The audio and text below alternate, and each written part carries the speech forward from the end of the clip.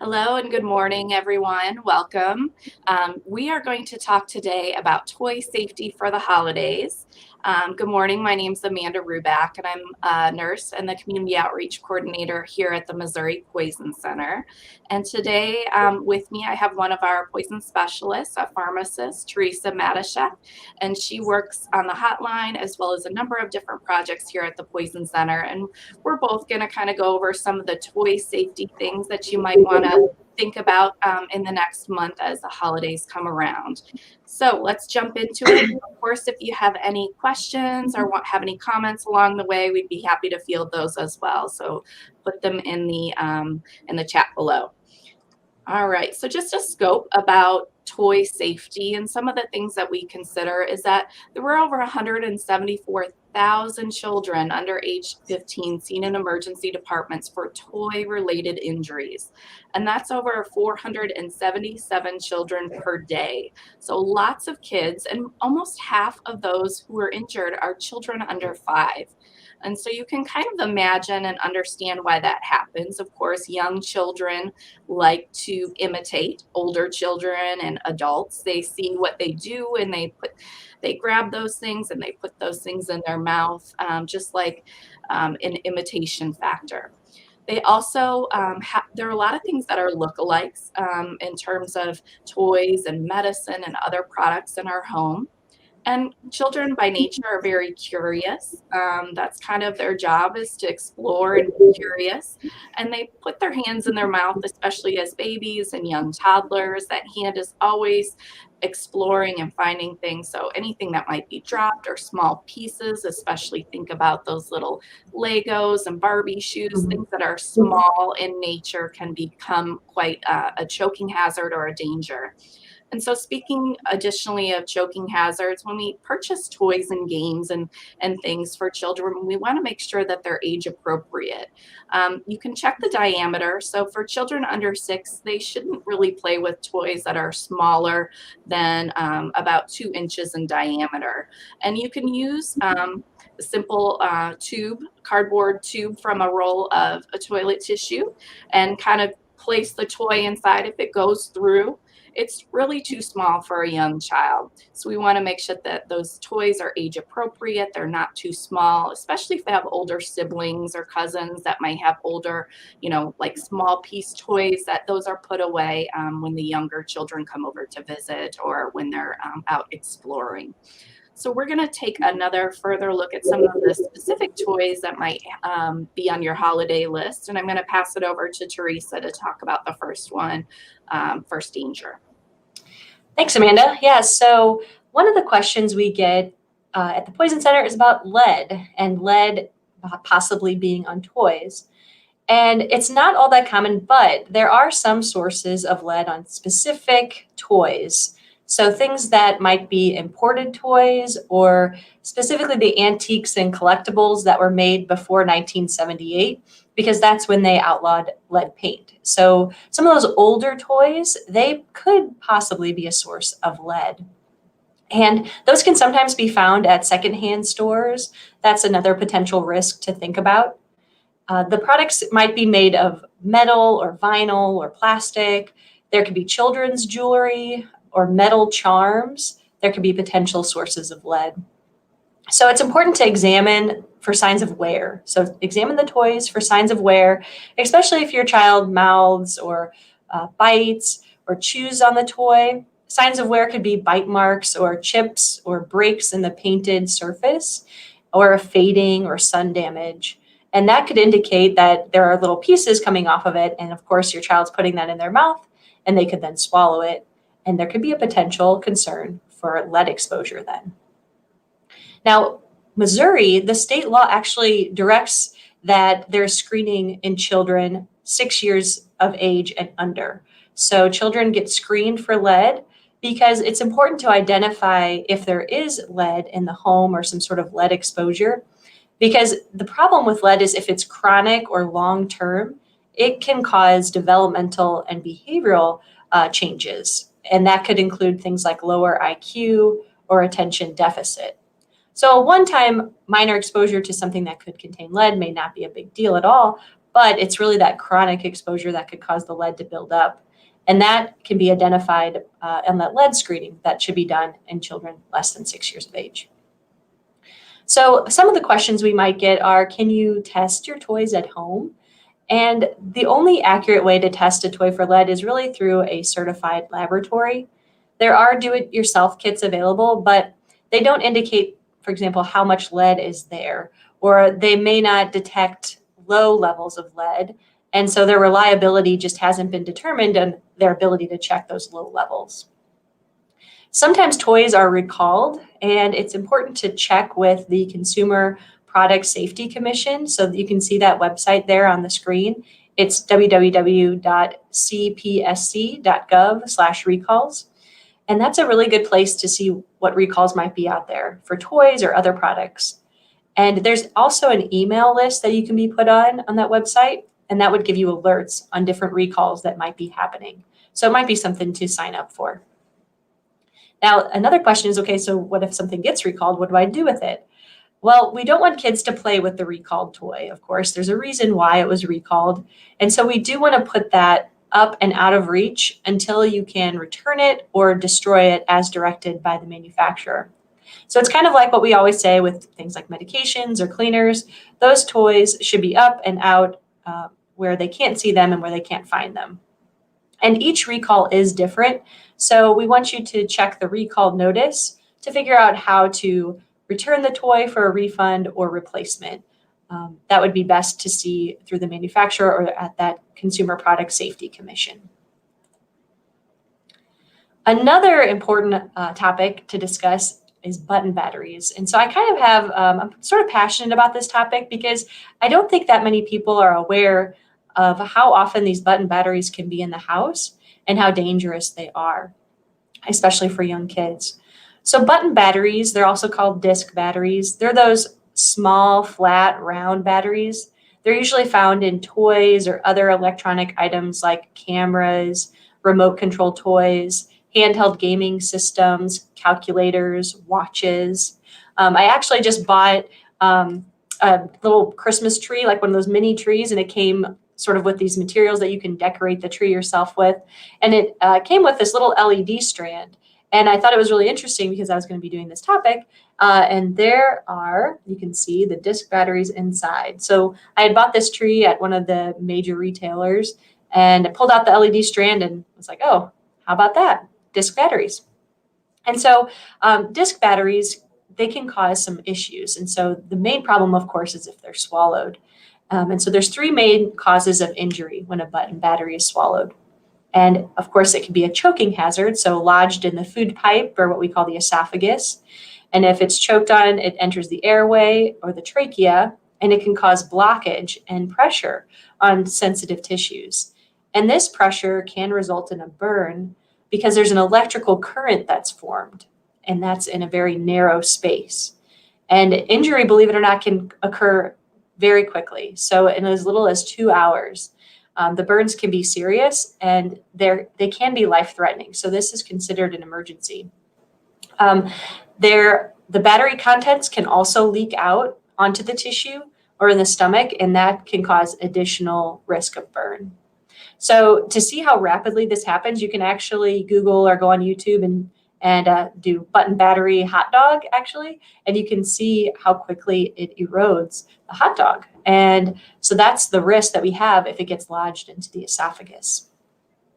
There are certain safety tips, though, that you can follow to really help reduce the risk of these.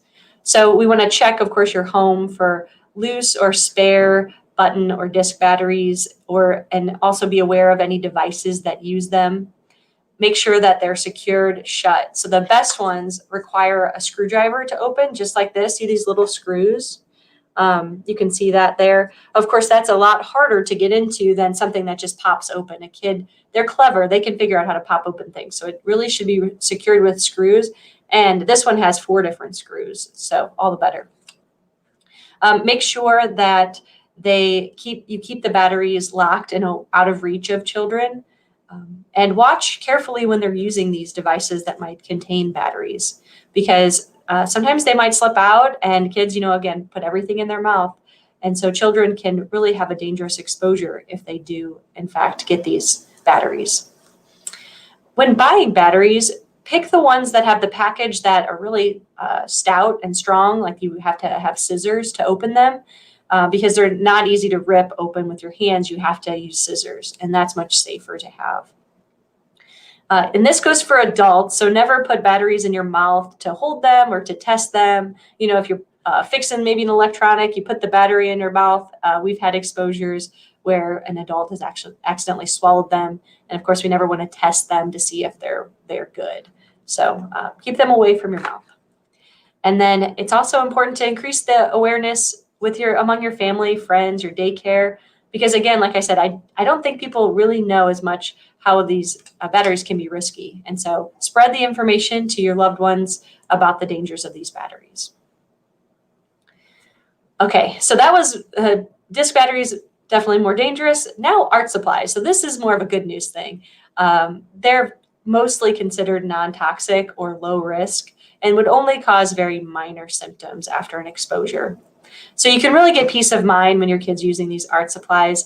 And I recently just noticed this by doing this talk. There's these seals that you can find on the product.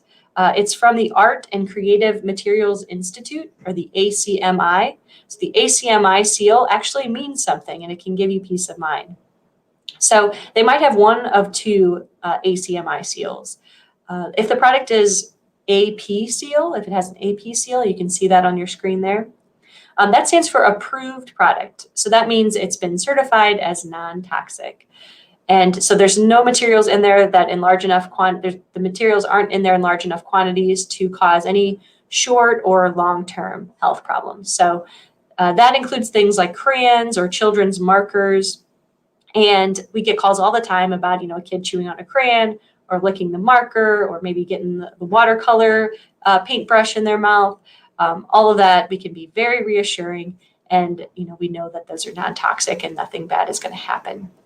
So all products aimed at children are basically into this category, that AP seal, approved product.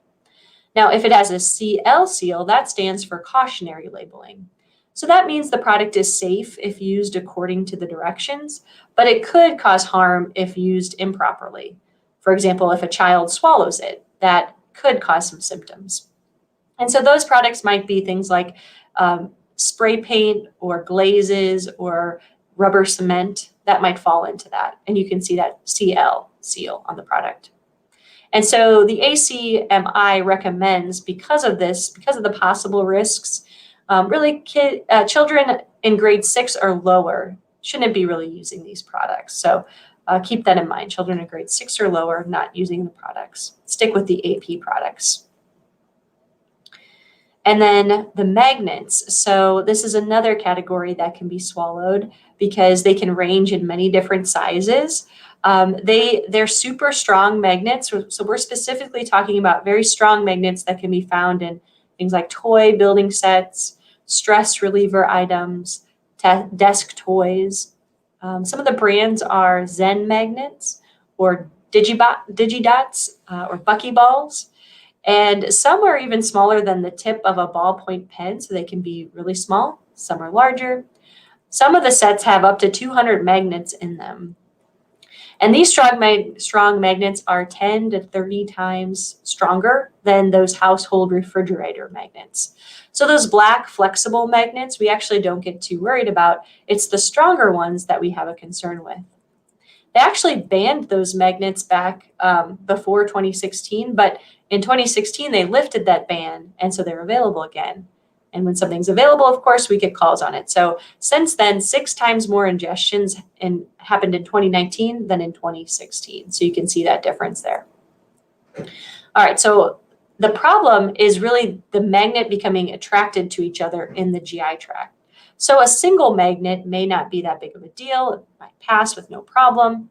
But it's if there are 2 different magnets, or a magnet and something else that's magnetic is ingested, and then they get pinched together. They can pinch sections of the intestines together, and that can cause holes or injury or infection, and even has led to death. So that can be a big concern, of course. And so to prevent magnets exposures to magnet, we really want to store those locked away and out of sight, just like we store some of the other concerning products that we've talked about. And we use only with adult supervision. They're not really for children. Make sure that they're counted and stored properly after use. So it would be a good idea to generally know how many of these magnets you might have, and then you can identify if something is missing and how many. It's a good measure to avoid them as used for like a fake body piercing, for example, in the nose, the tongue, or the lip. That, of course, increases the risk for being lodged up in the nose or being swallowed. And then follow up with recalls. And again, that website, that Consumer Product Safety Commission, is a great place to follow those recall notices.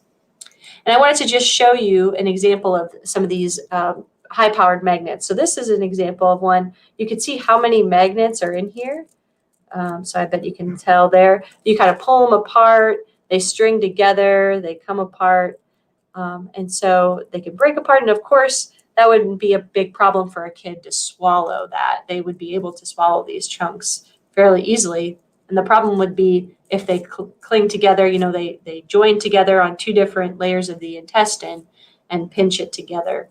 And that could be a problem. So you can see kind of that magnetic pull that these have. It's good information. Thanks for sharing some of that information about toy safety for the holidays. I want to just close this up with a few more slides showing, of course, at the Missouri Poison Center, we have what we consider to be a really great website. It's MissouriPoisonCenter.org, and you can go there, sign up for our newsletter, find different topics such as a monthly trending topic. So one month we might discuss magnets or another drug of abuse or other thing in the media. We also have a section called Is This a Poison? And in that section, you can find an A through Z category and sort of type in what you're looking for. Is it bleach? Is it crayons?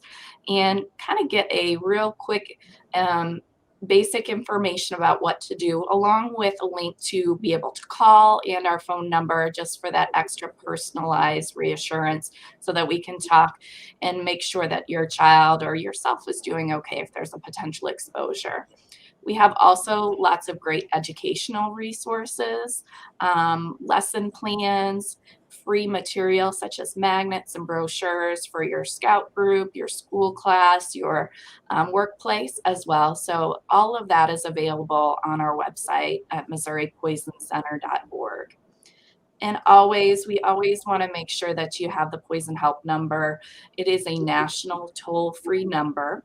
It'll get you to your local poison center across the country. So no matter where you go, if you're traveling for the holidays or if you remain at home, you'll get directed to your local poison center. And that number is 1-800-222-1222. So we encourage you to go ahead and just save that in your cell phone ahead of the holidays, ahead of all the stressful things that can happen during that time, just to have us on hand if you ever need us. We also encourage you to share that number with friends and family this year, as well as you never know when you need us, and we'll be there for you, even on the holiday. Poisonings never take a break. So we're there 24/7, 365, whenever you need us. So we appreciate your attention today. I don't think I see any questions, but if you have any thing that you need discussed, feel free to give us a call on the hotline, and we'd be happy to chat with you today, especially if you have any questions or an exposure. So have a great day. Thanks, Teresa, for joining me. Thank you. Bye.